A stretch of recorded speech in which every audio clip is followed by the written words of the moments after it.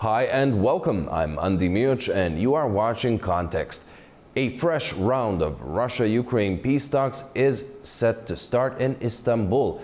The previous two failed to secure a ceasefire. They have, however, resulted in prisoner swaps. Another round of talks was offered by Ukraine over the past weekend, with Kremlin responding Russia's ready to move towards a settlement, but its main objective remains to achieve its goals. All of this comes against the backdrop of U.S. President Donald Trump's ultimatum to Moscow, issued last week to accept a peace deal within 50 days or face severe tariffs. On the eve of the new round of peace talks, Kyiv and other Ukrainian cities saw protests against a reform widely seen as weakening the country's anti-corruption agencies. Critics of the bill that Ukraine's President Volodymyr Zelenskyy signed into law late on Tuesday say the legislation allows political interference, while Zelenskyy defended the law, saying the anti-corruption bodies will continue to function, but without, quote, any Russian influence. On the latest surrounding the war, fresh peace talks in Istanbul, and the protests over anti-corruption reforms in Ukraine, we're talking with Alek Kasman of Protect Ukraine Now, coming to us from Chicago, and diplomat Gustavo de Aristegui, joining from Rabat. Welcome, gentlemen. Thank you so much for being with us. Now, let's start with the new round of peace talks. Alek, the previous two rounds didn't bring breakthrough when it comes to a ceasefire. What do you believe could be expected from this one? Absolutely nothing. This round of peace negotiation is the result of pressure coming from President Trump, who wants to see Ukraine and Russia to settle this war.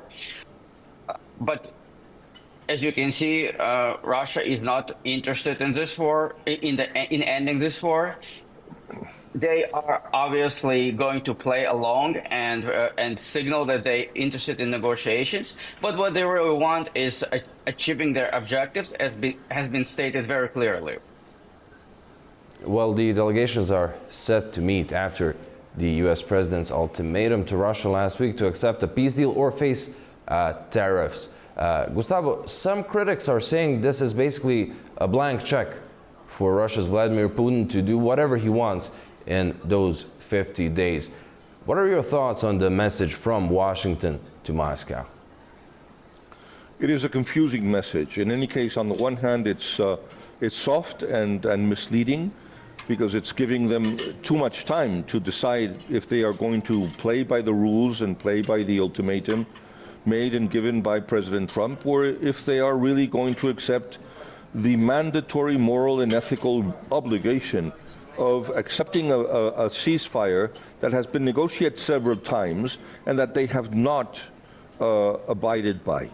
So, quite frankly, I believe that the Russians have been receiving conflicting messages.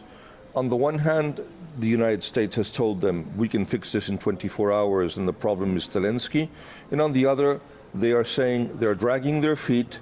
They're trying to fool us. They're not accepting something they said they would accept. And what is becoming very true, alarmingly true, if I may say so, is the fact that this special and secret document that was revealed by several media in the world, in Spain, by La Razón, that very clearly stated that the internal security services, the FSB, of Russia, were urging President Putin not to accept any kind of ceasefire before January 2026. What they're trying to do is to extend this period by playing with and fooling the Europeans and most specifically the Americans. We need to understand this, we need to accept it, and we need to act accordingly. It is not acceptable that a head of state that has been the aggressor in a war, according to the international law, the International Court of Justice, the majority of the countries that are distinguished members of the international community, there is very clear symptoms that this was completely and absolutely wrongly dealt with when the problem started way back in 2008 with the annexation of Abkhazia and South Ossetia. The world didn't do anything. The Russians thought that they had green light to do whatever they wanted. So they started attacking the east of Ukraine from 2014 onwards. And they are completely convinced that whatever territory they are going to gain in these days between now or when they started disobeying or disavowing the ceasefire until they actually sit at the negotiating table, that is going to be unnegotiable, that they will keep it no matter what happens. Oleg, what are your thoughts on Trump's ultimatum? Do you see these, as he said, around 100% tariffs as being enough of a leverage here? Absolutely not. What's needed is boosting Ukraine's military posture. Ukraine needs investment into scaling up their drone production. As you have seen, this is a drone war. It is moving very quickly into autonomous drone war. And Europe and United States need to be part of this game, part of this innovation. China, North Korea, Iran, all these countries are learning from Russia, from their side of the trenches. Ukraine is also one of the most innovative, technological advanced countries when it comes to drones at this point in time. And the best thing we can do, and by we I mean Americans and Europeans, is help Ukraine scale and innovate. If we lose that war, that innovation war, if you will, then next thing, Russia is going to be attacking European cities. At the moment, they're producing, or very close to be producing, about 1,000 Shaheds a day and 300 ballistic missiles a month. That sort of quantities are impossible to defend from, not only by a country like Ukraine, but any other European country. No country at this point is able to sustain thousands or even hundreds of Shaheeds every day for a prolonged period of time. This is, again, a technology war, and we need to step up. That's the only thing that's going to matter. We did hear those estimates that Russia will be able to challenge NATO within 5 years.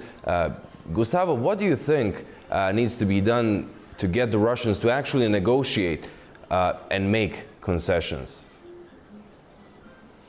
Well, there are several things that need to be stated. One is that for too long a time, the Europeans have been limiting the access of offensive weapons to the Ukrainians and only allowing the weapons that were offensive to be used within the boundaries of legal Ukraine before the borders of 2014. And furthermore, not to attack any objective within the territory of Russia. The second thing that needs to be stated is that it took too long to give Ukraine fighting capacities in air battle. It has taken too long for them to receive the F-16s from Holland, too long, although they were the first, and let's say things as they are, to receive the MiG-29s of Poland, that they are just the airframe because everything else inside of them is totally westernized. And of course, the Mirage 2000s have been given by France. And since that happened, there is a very clear air superiority from the part of the Ukrainians. In fact, in every dogfight, as far as we know, and this is mostly Ukrainian information that has been given to us, so that we cannot contrast, but I believe that there is no reason to think that it is wrong. The Russian warplanes, the Russian fighters, they simply back away. They flee the fight. And this has given the defenses of Ukraine a very important thing. Let me agree with my interlocutor about the fact that this is a technological war. But technological wars have to be waged with the classic means also. You cannot reconquer territory if you do not do it with the infantry, with the cavalry, let's call them the armored vehicles, with the support of aircraft. Drones can be very effective against resistance and to gain advances. But the only way to conquer territory is to use the traditional ways. It is a mixed war, not only a technological war. And last but not least, Ukraine is suffering a very specific strategy of corrosion, let's call it this way. The Russians know that the resilience of Ukraine, which is very, very important and very, very strong, and they've shown us and they've given us all a lessons of resilience, is not infinite. And we know that there are some internal battles in the Ukrainian political scenes that are not good for anyone, least of all for Ukraine itself, and they only favor the Russian interests. So they believe that the more that they will insist in their attacks and that they will try to push a wedge between the Ukrainian political families, to weaken Ukrainian politics and to try to undermine the resilience and the patriotism of the Ukrainian people, this is a very dangerous move. They need to understand that it is very cunningly strategized and designed, and that we are right now probably in the most dangerous and most crucial part of this war. If the Russians succeed in their tactics and strategy, unfortunately we will not make it to January of 26, which is the date that the Russian Secret Service and the Russian security services have given President Putin as the moment where they think that they can accept a ceasefire. Well, when it comes to internal Ukrainian politics, on Tuesday night we saw a very rare sight, and what many are saying are the first serious protests against Zelensky's government over a reform of the country's anti-corruption bodies. Now, Alec, as Zelensky says those will continue to operate, there are already concerns being voiced by Kyiv's European allies. Could this endanger not only Ukraine's EU path, but also its relations with its European allies? Absolutely, and Ukraine does need reforms. Ukrainian government needs to deal with corruption. They need to deal with inefficiencies. They need to lift up restrictions on a free market, on free business. And there are so many things they can do significantly better. Ukraine is a country in war, and they need to not only be fighting at the front line, but every person inside the country needs to be contributing to mitigating the situation, fighting the aggressor, and somehow contributing to eventually the victory. So Ukraine definitely needs reforms, and I believe this particular protest is very much justified, and I think it should continue, and Zelensky needs to adjust. Gustavo, what are your thoughts on the protests and the reform itself? The government is saying it's trying to cut out Russian influence, but now with the European reactions, how severe could the backlash from not only EU but the rest of the European allies such as UK and so on, how severe could the backlash be? You know, unfortunately, the Friends of Ukraine are having a very difficult time supporting the government of Ukraine in the last 2 or 3 weeks for a very simple reason. You see, the response that has been given by the highest authorities of the state in the last 2 or 3 weeks are exactly the kind of answers that we did not want to listen to and that we were receiving for many, many, many years before the war started, saying that let us do what we want, let us do what we need, let us follow the path that we have chosen. But manifestly, obviously and clearly, the Ukrainian people have a different idea. And unfortunately, this is not the right time to do such kind of resistance against the opinion of your democratically your Democrats. If you're a Democrat, your people. Your people have an opinion. You have to respect it. If the demonstrations are as numerous and as widespread as they seem to be, and even if they weren't, it is also a request, a mandate, a need that the European Union has given the people of Ukraine and the government of Ukraine. If you want to join the European Union, you need to reform. You cannot join as you are. You cannot join with the institutions that you have. You cannot join with the systems of control and accountability, transparency, and legality that you have today. The compliance with the law is not only going to be with Ukrainian law. If you want to join the European Union, compliance with the European constitution, texts, and legislation is inexcusable. It is unavoidable. You cannot prevent yourself from abiding by that.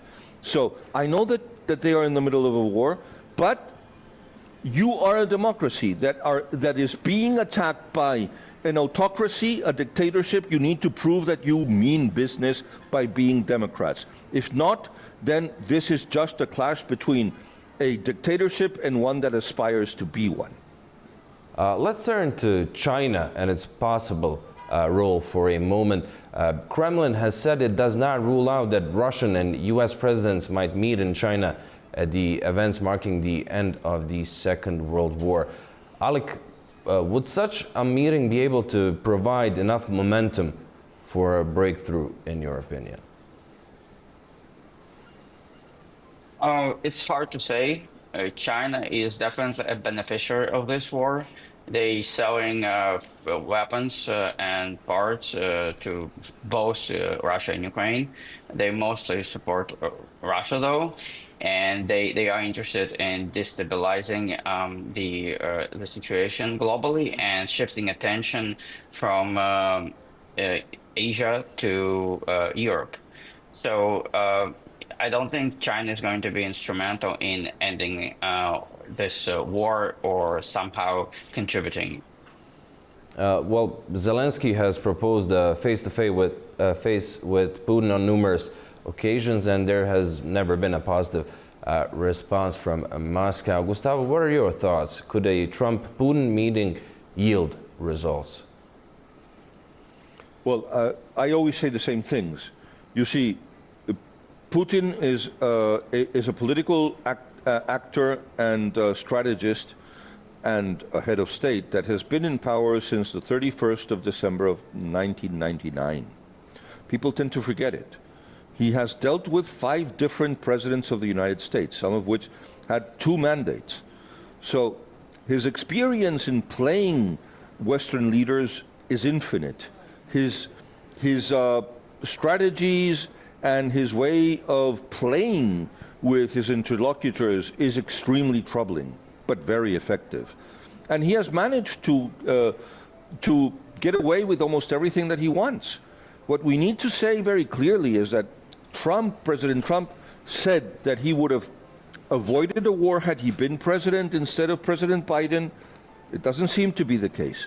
And that he could fix this in 24 hours, maximum a week. That is very obviously not the case. I don't know if a face-to-face meeting in China is going to fix things between them.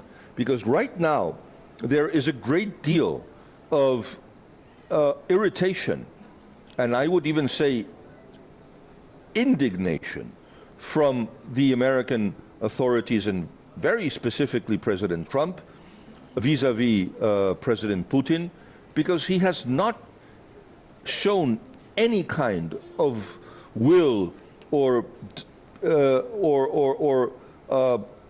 predetermination, or I would even say good faith, to negotiate a ceasefire. We're not even talking about a peace treaty. We're talking about a ceasefire. And it was built in 3 phases. He did not respect the first phase. He only partially respected the second phase. And the third phase was never even on the table. So right now, I would say, and it may seem a contradiction, a face-to-face meeting between Putin and President Trump is of the essence, it is essential, but I do not know if it's going to yield any kind of result unless there is a very serious pressure of all the allies, the Western allies, Well, gentlemen, European and transatlantic, to try to force Putin into accepting a ceasefire. well, gentlemen, thank you so much for joining us and providing us with your insights and opinions. Thank you so much for having me. Thank you. And thank you for watching. That's all we had for you in this edition of Context. But do stay tuned to A News.